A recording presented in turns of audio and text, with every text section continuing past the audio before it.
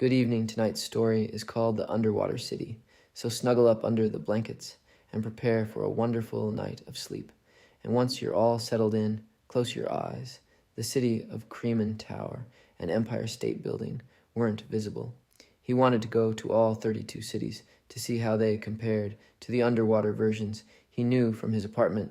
John walked along the quiet street until he reached the parking garage where his pickup truck filled with all his cleaning supplies was located. He drove through the Cape Town district into Prague and then got on the freeway headed to Paris. He turned on the radio to listen to the morning news. Each time he drove through a different district, the language changed. He got off the freeway within view of the Eiffel Tower and drove until he was in the far south end of the city nicknamed Little Lisbon. This part of the city was one of his favorites. In his opinion, this was where the people were kindest and where he felt most relaxed. It was built around an artificial harbor that flowed to the edge of the dome, where there was a beach. There was no water at the beach. However, the sand ended at the edge of the dome, where the actual ocean took the place of where the ocean in Lisbon would be. John cruised slowly through the old part of Little Lisbon, with his window down. All along the main road were cobblestone streets filled with white buildings that had bright red-orange roofs. Shop owners walked along the cobblestone in the early morning light with straw brooms in their hands. They swept away the sand that got tracked into their stores. From the nearby beaches, most of the shopkeepers recognized John, since he was here at least once a week, and they all waved at him with wide smiles on their faces. He parked his car in front of his favorite cafe and walked in. The owner, a woman in her late 30s, waved and said "Hola dia" before putting a tiny espresso cup under the spout of the espresso maker. She buttered 2 pieces of bread from the display case and carried them to John. They had been friends for years. She had come from Lagos, Nigeria, almost a decade previous, with her husband, who worked as an engineer. He was helping build the new expanse of the city in the far west. No one knew what the new district would be, but there were rumors that it was going to be a South American city, maybe Sao Paulo or Bogota. John had been hoping that the new district would be Buenos Aires, ever since he saw pictures of Argentina in a magazine last fall. Music John spent about half an hour eating buttered bread with his coffee while reading the local newspaper. There was an article speculating the possibilities for the new development. Some people thought it might be Taipei, and others claimed that it would be Mexico City. A group of kids walked by while kicking a soccer ball back and forth and shouting at each other in Portuguese. The sound of children laughing was relaxing to John. It reminded him of when he was a kid and used to play soccer in Second Rome with his friends Leonardo and Andrea. After breakfast, John drove to the edge of Little Lisbon, where there were a handful of resorts next to the beach. He parked next to one of the resorts and walked barefoot to the edge of the beach, where the glass bubble divided the ocean from the city. Seagulls flew overhead inside the dome and dove at the sand to pick up stray French fries. Left the evening before there wasn't a complete ecosystem of animals yet, but that was another project that the city planners were working on. The eventual goal was to populate the city with wildlife of each region. Before now, there were only common city creatures like seagulls, pigeons, mice, and squirrels around Melbourne. There were even a few kangaroos. John sat in the sand with his knees curled between his arms as he took a few moments to collect his thoughts before his workday officially began at 9 a.m. Outside the glass bubble, thousands of blue fish, about 6 inches long, swam by their bellies, glimmered in the artificial light emitted from the city. Behind the fish was a coral reef made from coral of almost every color of the rainbow. Occasionally, when he looked out, he would see a sea turtle or dolphin peering back at him. There were a series of barely noticeable nozzles sticking out of the sand that periodically emitted the briny smell of salt water. He inhaled the smell of seawater before standing up and stretching his hands overhead. Then he brought his container filled with cleaners, his retractable squeegee, and his bucket filled with water. To the dome. Before he started cleaning, he inspected the glass around the beach. This was the most important part of his job, inspecting the glass for potential damage. In his 50 years on the job, he had only ever found one crack, and it wasn't even all the way through. The glass was more than 3 feet thick to withstand the extreme pressure of the ocean, but every now and then, small sections of the dome would be replaced to make sure that it did. With his friends, Leonardo and Andrea, after breakfast, John drove to the edge of Little Lisbon, where there were a handful of resorts next to the beach.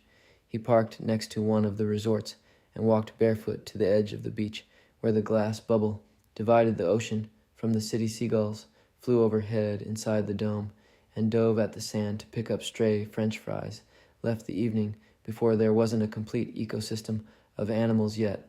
But that was another project that the city planners were working on. The eventual goal was to populate the city with wildlife of each region, but for now there were only common city creatures, like seagulls, pigeons, mice, and squirrels around Melbourne. There were even a few kangaroos. John sat in the sand with his knees curled between his arms as he took a few moments to collect his thoughts before his work day officially began at 9 a.m. outside the glass bubble. Thousands of blue fish about 6 inches long swam by. Their bellies glimmered in the artificial light emitted from the city. Behind the fish was a coral reef made from coral of almost every color of the rainbow. Occasionally, when he looked out, he would see a sea turtle or dolphin peering back at him. There were a series of barely noticeable nozzles sticking out of the sand that periodically emitted the briny smell of salt water. He inhaled the smell of seawater before standing up and stretching his hands overhead. Then he brought his container filled with cleaners, his retractable squeegee, and his bucket filled with water to the dome. Before he started cleaning, he inspected the glass around the beach. This was the most important part of his job, inspecting the glass for potential damage. In his 50 years on the job, he had only ever found one crack, and it wasn't even all the way through. The glass was more than 3 feet thick to withstand the extreme pressure of the ocean, but every now and then, small sections of the dome would be replaced to make sure that it didn't leak by the time the artificial lights at the top of the city reached their maximum brightness. John had finished cleaning the first section of the dome. On his list, he was working on a second section with his squeegee soaked in soapy water. When he sensed someone standing behind him, he turned to see a boy with dark chocolate complexion and curly black hair who couldn't have been any older than 16. John examined him for a moment and considered that he looked a lot like himself as a young man. "Are you my new assistant?" asked John. The boy nodded and pulled a hand out of the pocket of his blue shorts to shake John's hand. He was quite tall for his age. He was already taller than John, probably a hair under 6 feet tall, and had a wide build. John gripped his hand and introduced himself. "Don't you have to go to school today?" asked John. "How old are you?" The boy said that his name was Tayo, and he explained that he was being homeschooled by his parents. They had just moved to Kremenos from Porto, the city above the water. His parents wanted him to get a job in the mornings so they could teach him in the evenings. After they get home from work, Tayo was about the same age as John when he started the job, even though they looked nothing alike. Something about the boy reminded him of himself when he was younger. Maybe it was the shy mannerisms that Tayo seemed to have. John wasn't homeschooled, but he did have trouble making friends when he was younger. It wasn't until he began washing windows and meeting people around the city that he developed his social skills. Perhaps the boy would follow in his footsteps and work the same job for the next half a century. It didn't sound like the most glamorous job in the city, but it was one of the most important. They were responsible for the safety of more than 30 million people. John explained to Tayo the best way to check for cracks in the wall. He should shine a flashlight against the glass, and if he saw something shimmer in the light, he should investigate it further. The boy listened to John intently and only spoke when John asked him questions about himself. They worked all morning, cleaning the glass along the beach and inspecting the dome for cracks. It was nice having somebody with him for a change. Usually John only had a chance to talk to people. In passing, the beach filled up with people. By noon, it became alive with the chatter of languages from around the world. Even though people couldn't swim at this beach, it was still a popular destination for families or couples to spend the day. Some people just enjoyed lying on the beach, while others tossed a frisbee back and forth or ogled the marine life swimming by. Tayo continued to watch John's every movement as if John were a famous painter creating a masterpiece. When they stopped for lunch, John asked Tayo to tell him about Portugal as they sat on a towel in the sand eating sandwiches that John had packed. Tayo told John that Porto was the most beautiful city in the world, and that he thought that submarines docked and took off like planes. They went into the large building that was built similarly to an airport. There was a food court with popular food chains, as well as a security area where people passed through on their way to transcontinental submarine rights. John took Tayo past all this to the far end of the submarine house. This part of the building looked more like a hotel, with glass windows that allowed the best possible view of the passing fish and animals. There was an area here for city employees to borrow scuba equipment. John helped Tayo put on his scuba suit and showed him how to properly attach his air tank. Once they were all geared up, they went to the airlock. They stood in the chamber that looked like a small prison cell, without any windows. The door behind them closed, and they stood in the dark for a moment, before the outer door opened, and water flooded in with a loud trickling sound. When they were covered up to their necks, they swam out of the airlock and into the ocean. The trickling sounds stopped, and suddenly the world became completely silent, except for the sound of their own breathing.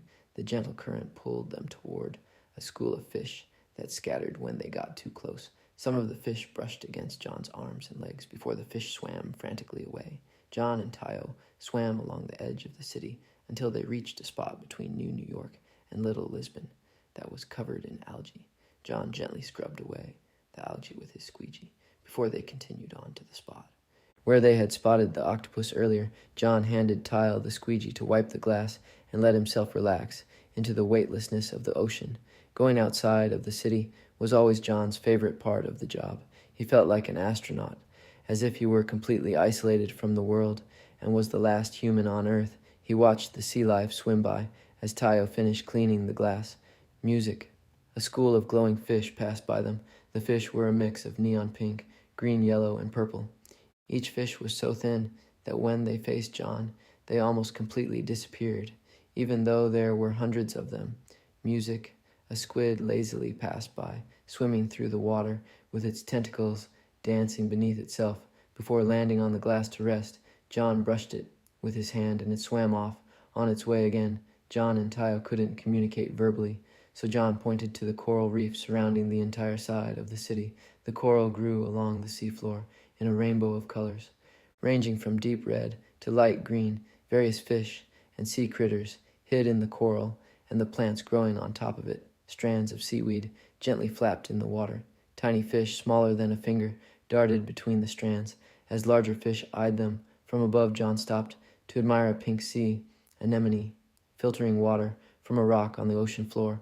When a sea turtle drifted by and stared at him, the black streak over the turtle's eyes made it look as if it were angry, although the creature didn't seem bothered by John's presence. From head to tail, the creature was almost as long as John, but it was much more nimble, navigating through the ocean with a gentle slap of its flippers. It swam upward through the water toward the sunlight. At the surface, John looked up toward where the sun was shining down at the bottom of the ocean. The water was bluish-purple, but closer to the surface, the water was a beautiful teal color.